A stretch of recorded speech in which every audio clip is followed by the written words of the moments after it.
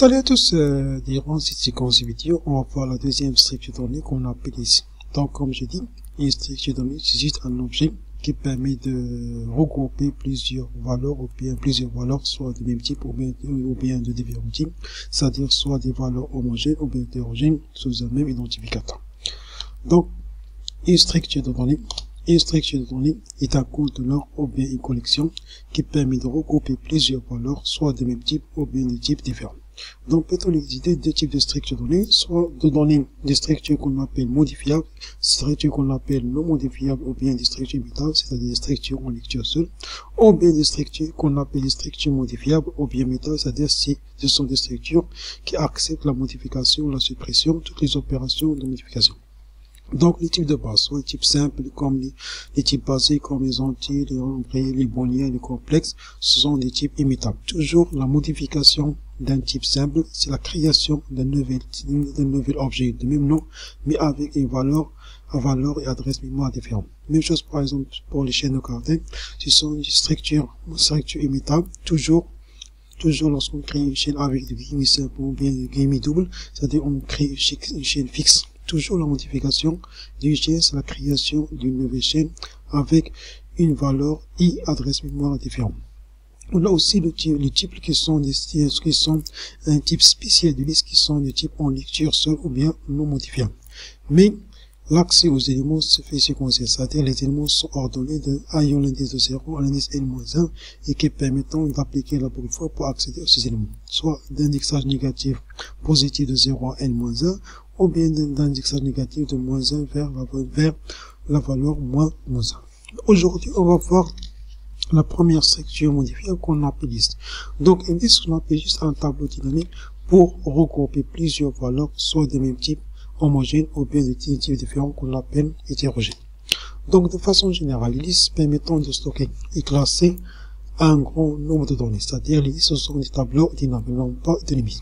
En Python, c'est un tableau dynamique, c'est-à-dire permettant de manipuler ce compte d'objets modifiables, c'est-à-dire si pour appliquer les opérations de modification, contient un nombre non fixé, on n'a pas de limite de manière ordonnée, c'est-à-dire chaque élément est indexé par des indices allant de 0 à n-1, ou bien un index négatif allant de -1 vers la valeur -n.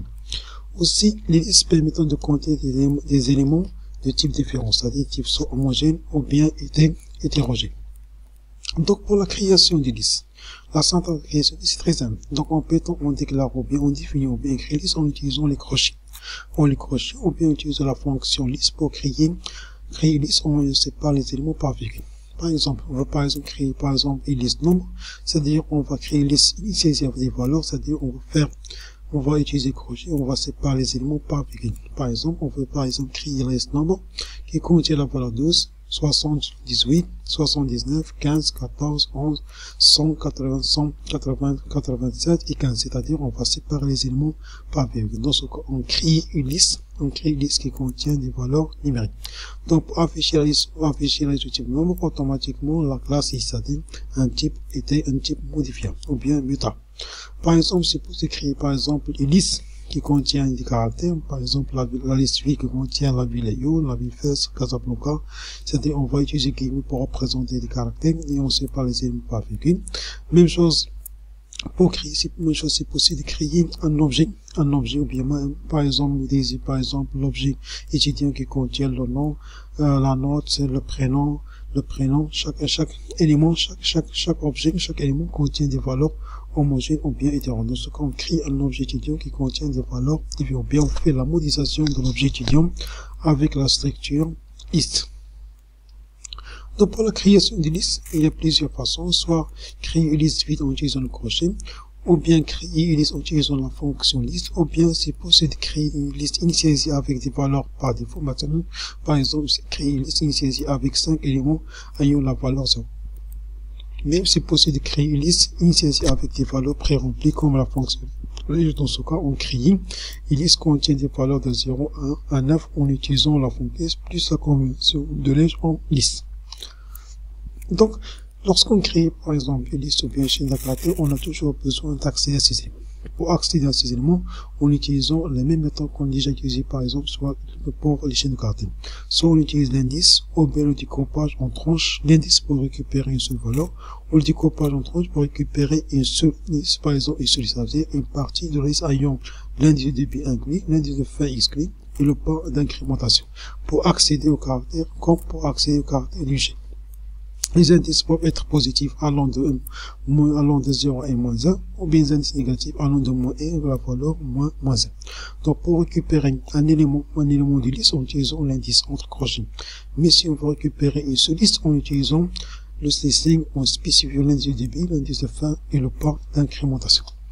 Par exemple, supposons on a par exemple la liste suivante, nombre qui contient les valeurs 12, 78, 79, 15, 14, 11, 187, 15. Dans ce cas, on crée une liste remplie avec des valeurs, ou bien on crée une liste initialisée avec les valeurs suivantes. Donc, nombre contre crochet, on va récupérer le premier élément ayant la position. Donc, on utilise toujours les indices pour récupérer la valeur, non pas l'inverse. Donc, plein de nombres, par exemple, nombre moins 1, c'est-à-dire pour récupérer le dernier élément. Par exemple, si on peut récupérer, par exemple, la tranche suivante, la tranche ou bien la sous-liste allant de l'indice 2 à l'indice 5, c'est-à-dire on va, dans ce cas, on va récupérer l'élément de la position, l'élément de la position 2, la position 3, la position 4 et la position 5. Donc 6, il est exclu. C'est possible aussi de récupérer l'ordre négatif, c'est-à-dire récupérer à partir de la position moins 6 jusqu'à la valeur moins 3, pour avoir la valeur, les trois derniers, par exemple, les valeurs que 60, 79, 15 et 14. Même chose, par exemple, si la valeur finale est exclue, ça devrait récupérer tous les éléments à partir de l'indice 4. Ou bien l'inverse, récupérer les 6 premières valeurs allant du début jusqu'à l'indice numéro 5. Donc, la technique slicing ou bien découpage permettant de récupérer une somme, c'est-à-dire une partie d'une liste. Donc, technique slicing, soit par exemple la syntaxe suivante, si par exemple, une liste appelée STH et de point G, c'est-à-dire récupérer une liste allant de l'indice I inclus avec G exclu. CH et de point G qui récupérer une liste allant de I à G avec le pas K. I de point récupérer à partir de l'indice I. De point G récupérer les premiers éléments allant du début jusqu'à l'indice G-1. Ou CH de point récupérer toute la liste, c'est-à-dire faire une copie de la liste. Par exemple, soit par exemple, même liste, donc, qui contient les valeurs suivantes. Par exemple, du point 6, récupérer les sous éléments ayant la position 2, la position 3, la position 4, la position 5. Même chose, par exemple, moins 6, moins 3, à partir de moins 10, moins 6, jusqu'à la valeur moins 3. 4, se récupérer à partir de l'indice 3 jusqu'à l'indice 4 jusqu'à la fin. 2.6, récupérer les sous-listes de début, les 6 premières valeurs à l'indice 0 jusqu'à l'indice numéro 5. Ou bien, c'est possible aussi spécifier pas pour avoir les valeurs des indices allant de 1 à 5, donc toujours aussi c'est permettant de créer un intervalle des valeurs. Et de pas pour récupérer toute la liste. Donc, lorsqu'on crée une liste, c'est possible d'appliquer ces opérations prédéfinies, des opérations, comme par exemple l'opérateur plus qui permettant de concaténer une liste pour avoir une liste, ou bien l'opérateur étoile qui permet de dupliquer une chaîne n fois, au lieu par exemple faire la concaténation 1 par 1, c'est possible d'utiliser l'opérateur étoile pour dupliquer la liste n fois. On a aussi les tests d'appartenance, c'est très important pour vérifier la présence ou non-présence d'une valeur d'une liste, par exemple avec in et l'opérateur not in. Par exemple, la concaténation permettant de concaténer pour avoir une nouvelle liste. Par exemple, supposons par exemple la liste A qui contient les valeurs 1, 2, 3, la liste B qui contient les valeurs 4, 5, 6, 4, 5, 6 et 7. Donc, on va créer une liste C à partir de la liste A pour avoir la liste C qui contient tous les éléments de la liste A avec la liste B. Même chose, par exemple, se faire, par exemple, pour ajouter un seul élément à la liste, en utilisant, par exemple, il faut avoir la compatibilité pour ajouter la valeur 56 à la fin de la liste C.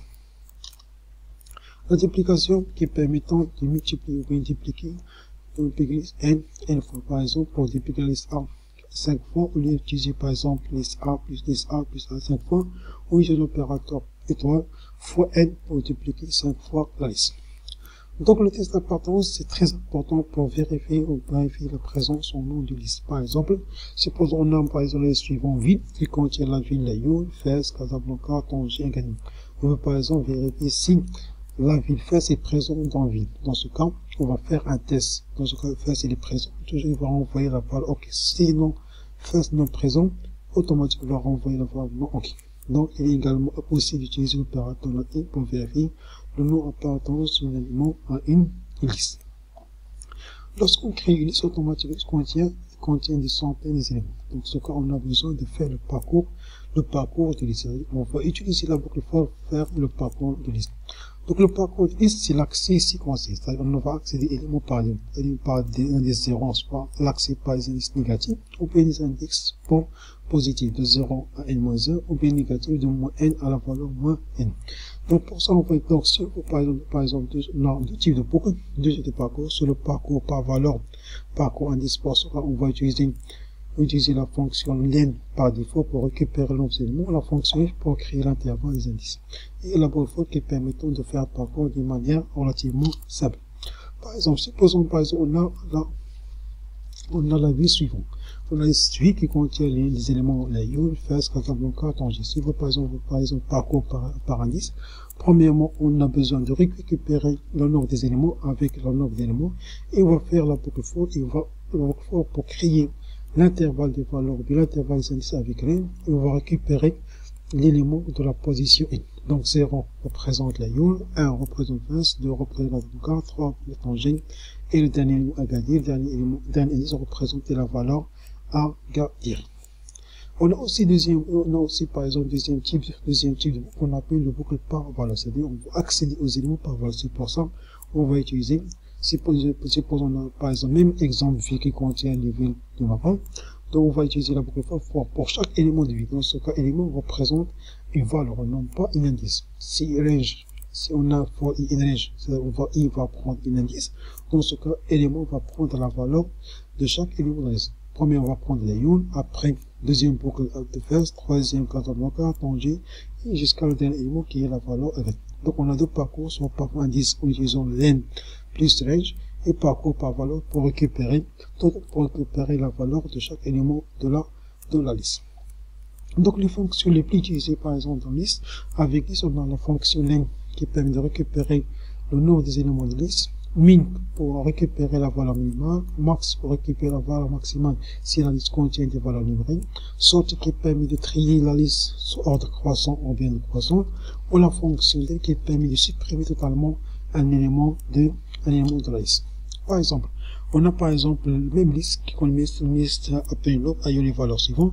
Donc len va récupérer nos éléments sur la liste. La valeur minimale de cette liste c'est la valeur 11, max c'est la valeur 187 et sortie qui permet de trier la liste par ordre croissant par défaut et des nombres qui permettent de supprimer totalement l'objet ou bien la liste nombre dans la mémoire RAM. Si on veut accéder au nombre à la suite, automatiquement va afficher un message que cet élément n'existe pas.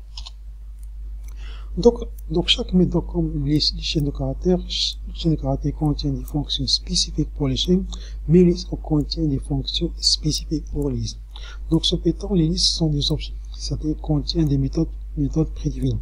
Et nous pouvons donc alors appliquer un certain nombre de méthodes dont le plus important c'est pour trier la même liste, append c'est pour ajouter un élément à la fin, reverse permettant d'inverser la liste, les éléments de fin de les éléments de début, index pour récupérer l'élément, récupérer la position d'une valeur, et élément pour supprimer un élément par valeur. Donc pour utiliser les méthodes en Python, on utilise par exemple le nom de la liste, point, et le nom de la méthode, et la liste de paramètres de chaque fonction.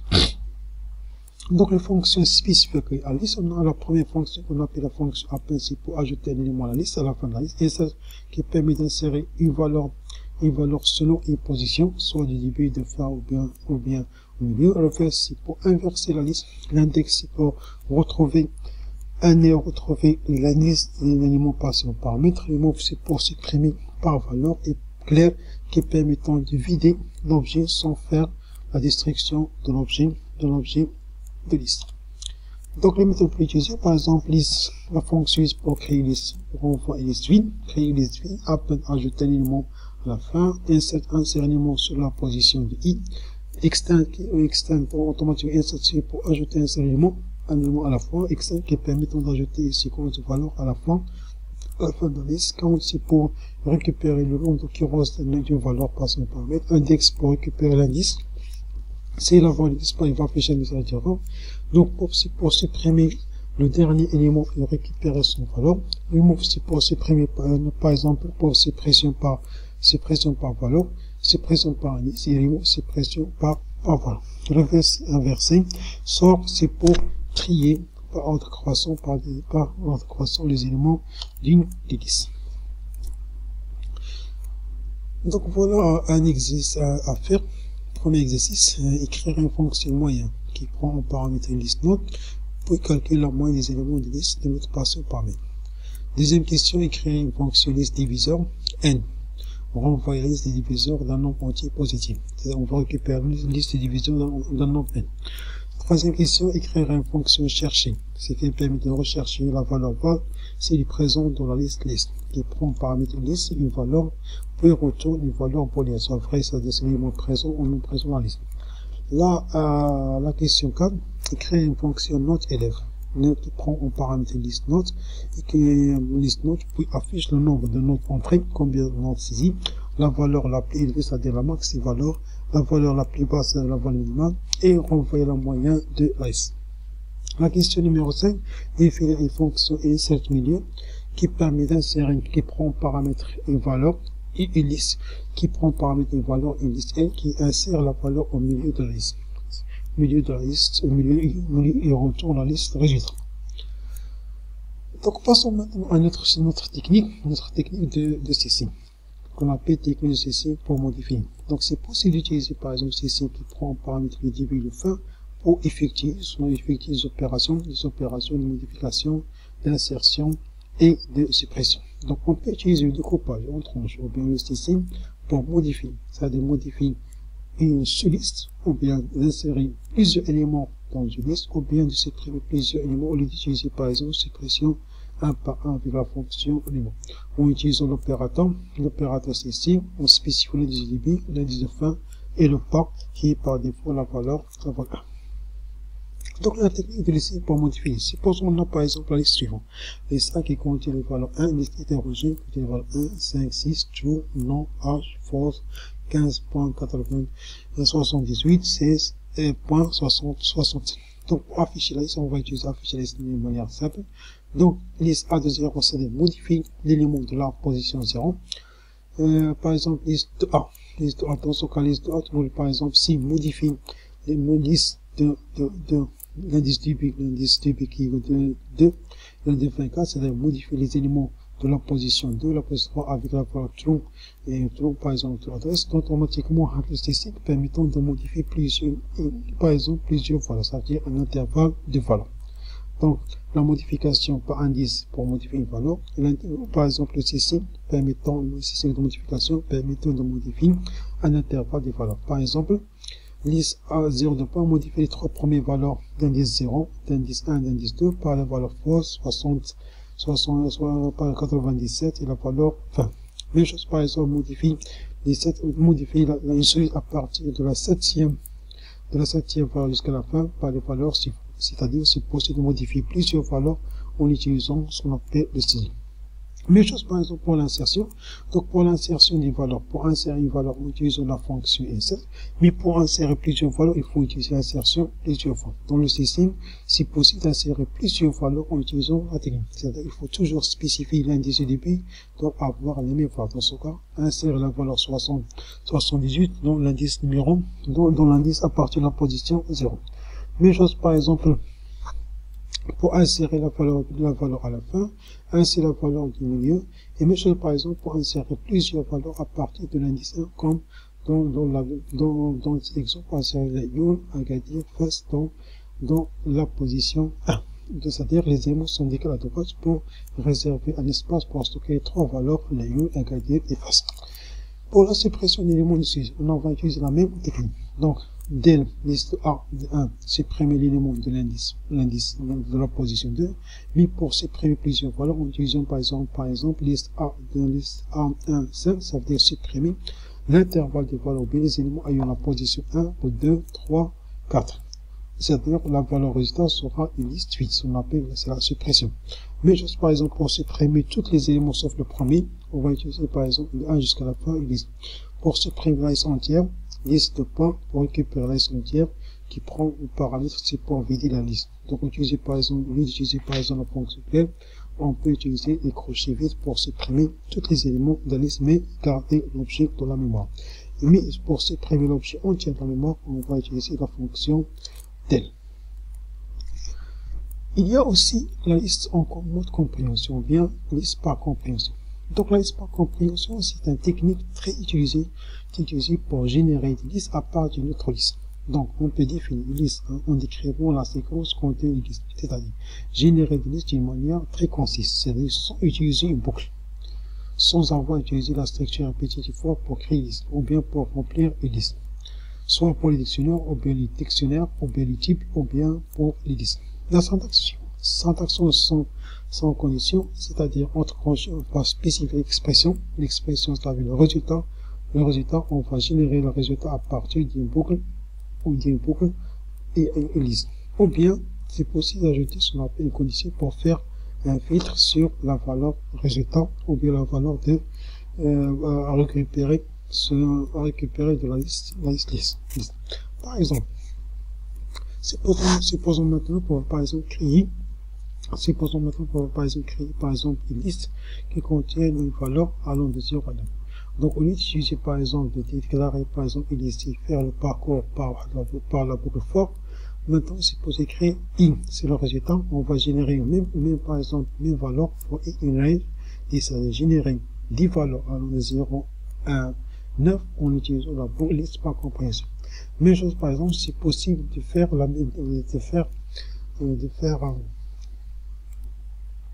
le carré d'une valeur résultat pour chaque élément de la liste allant de 1 à 10. Pour utiliser une condition, il faut tout simplement utiliser la fonction, utiliser par exemple l'opérateur, utiliser par exemple la structure if, c'est-à-dire dans ce cas, on veut récupérer juste les valeurs paires, ou bien juste récupérer les valeurs qui sont divisibles par 3 et mettre la puissance, faire le carré de chaque élément de la liste. Donc, liste par compréhension, c'est une technique qui permettant de générer une liste à partir d'une liste sans utiliser la structure répétitive for. Donc, passons maintenant en copie des listes. Donc, le résultat est suivant. On a par exemple la liste A qui contient la valeur 9, 36, 81, 144, 225 et 324. Si on écrit liste P égale ça, on appelle cette instruction, c'est une copie, c'est-à-dire copier les éléments de la liste A dans la liste P. C'est-à-dire, si on modifie ultérieurement la liste P ou bien liste A en ajoutant une valeur automatique A et P ayant la même valeur. Dans ce cas, on dit que A et P pointent vers la même adresse mémoire. C'est-à-dire, si on modifie la liste A, automatiquement la liste modifie P. Et vice-versa. Donc, il faut éviter de copier une liste. Ça, on appelle la liste, c'est copier par affectation. Dans ce cas, il faut éviter de copier une liste par une simple affectation.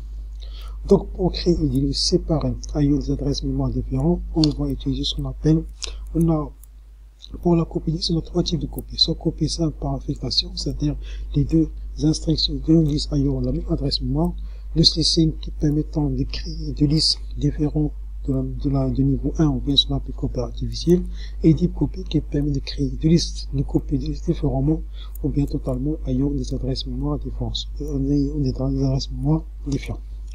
Le copier par l'instruction d'affectation. L'affectation est la fonction liste P reçoit liste A.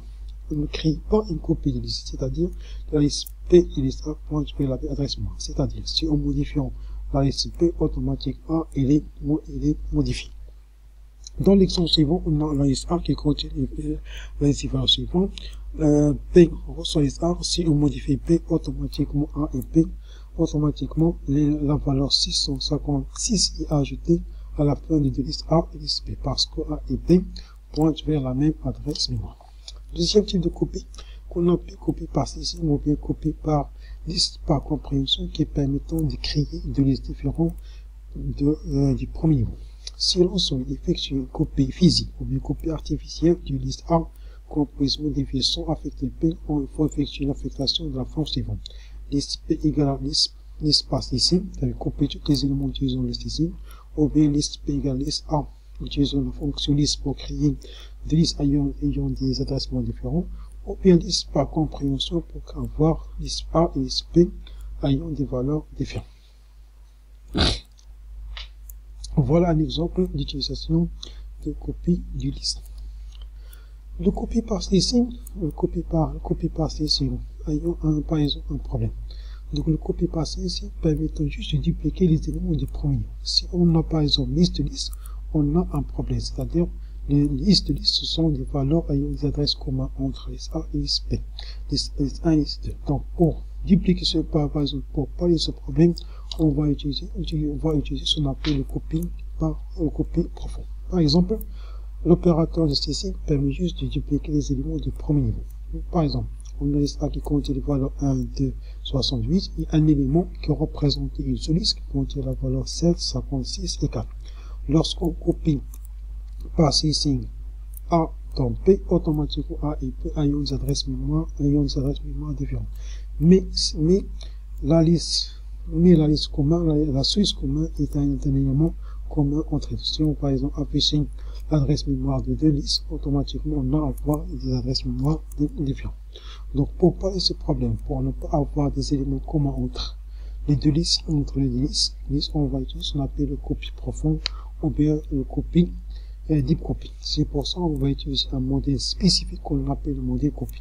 Donc pour résoudre le problème de ceci, on va faire une copie complète totalement en utilisant la méthode deep copy ou bien type copie profond du modèle ou bien du package copy pour avoir les éléments ou bien les sous-listes communs sont séparés totalement.